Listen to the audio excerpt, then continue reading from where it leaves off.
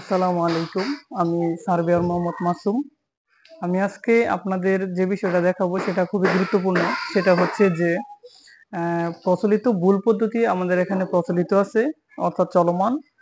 Local আমিনগুলা যে কাজগুলো করে থাকে, যে গড় দৈর্ঘ্য গড় প্রস্থ দিয়ে একটা হিসাব করে থাকে, সেটা যে কত বড় ভয়ঙ্কর ভুল সেটা আমি ২টা ভিডিওর মাধ্যমে দেখাবো। আজকে হচ্ছে পার্ট 1।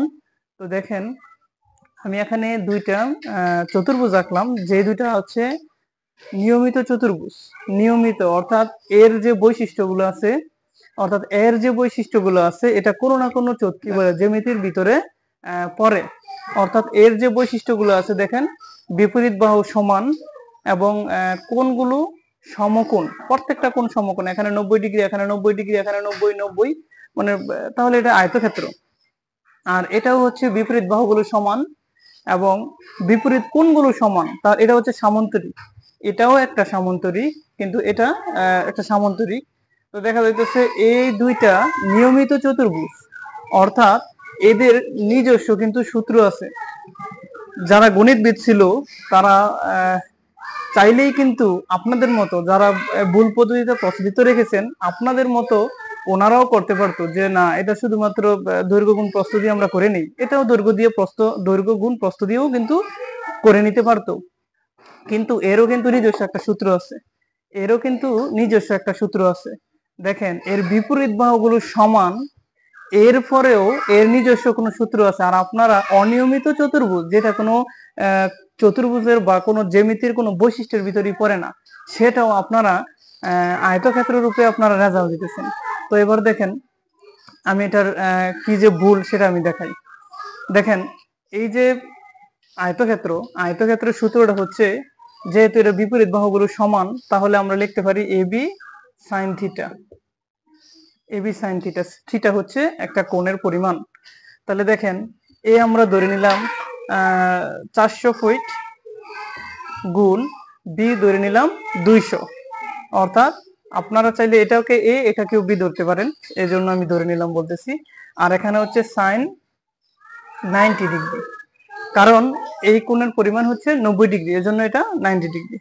তো আপনারা সাইন্টিফিক ক্যালকুলেটরে এটা আপনারা চাপবেন। দেখেন, 400 গুণ 200 গুণ হচ্ছে সাইন 90 ডিগ্রি। যদি আমি চাপি তাহলে হচ্ছে 80,000 এসএফটি স্কোয়ার ফিট। অর্থাৎ এই আয়তক্ষেত্রের যে ক্ষেত্রফল সেটা হচ্ছে 80,000 বর্গফুট। আচ্ছা, এবার দেখেন, আমি যদি এটা দেখাই, এটাও আমরা, যেহেতু বিপরীত বাহুগুলো সমান, এটাকে আমরা এবি সাইন থিটা দিয়েও করতে পারি।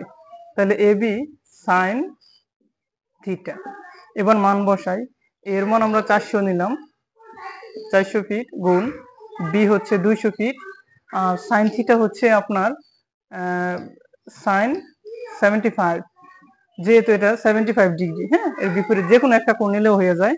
তো এবার দেখেন, এটা যদি আমি ক্যালকুলেশন করি, 400 গুণ হচ্ছে 200 গুণ সাইন 75, তাহলে এর যে ক্ষেত্রফল সেটা 77274.06, এটা না দিলেও চলতো।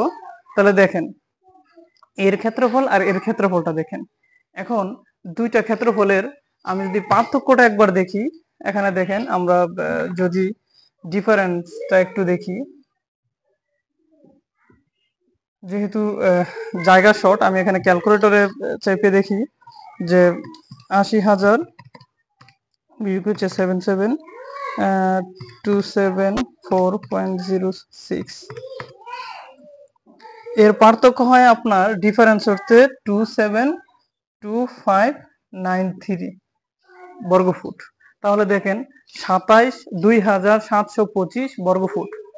এই দুইটা নিয়মিত চতুর্ভুজের শুধুমাত্র কোণের পার্থক্য কত, আপনার এই 15 ডিগ্রি হওয়ার কারণে দেখা যাচ্ছে এখানে 90 ডিগ্রি, এখানে হচ্ছে 75 ডিগ্রি। এই দুইটা হওয়ার কারণে এর পার্থক্য 2725 স্কোয়ার ফিট কমে গেল। 2725 স্কোয়ার ফিটের যদি আমরা 435.60 দিয়ে ভাগ করি, তাহলে প্রায় এত ডেসিমেল জায়গা শর্ট।